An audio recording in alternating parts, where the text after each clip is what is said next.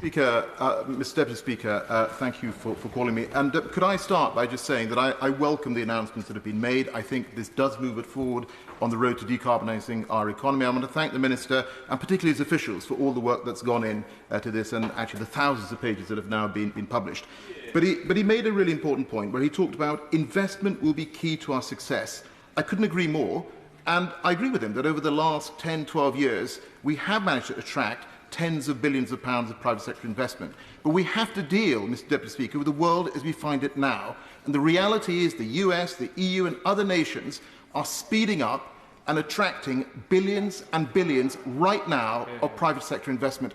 Why, Mr Deputy Speaker, are we going to wait until the autumn to get a response to that? Don't we need to speed that up and have a response now in terms of measures to deal with the Inflation Reduction Act and other measures from other nations?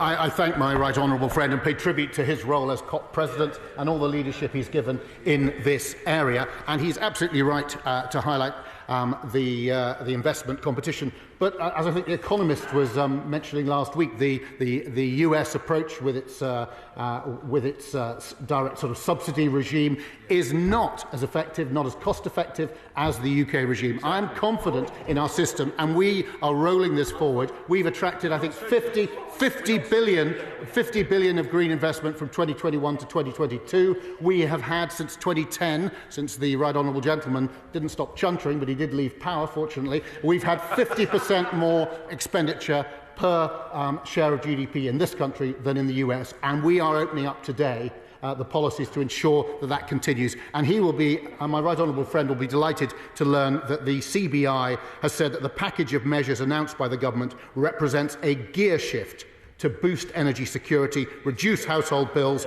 and re-establish the UK's credentials as a leader in green technologies. That's the CBI speaking for British business, and I believe that the policies today are going to deliver implementation, which is our main aim as we go forward.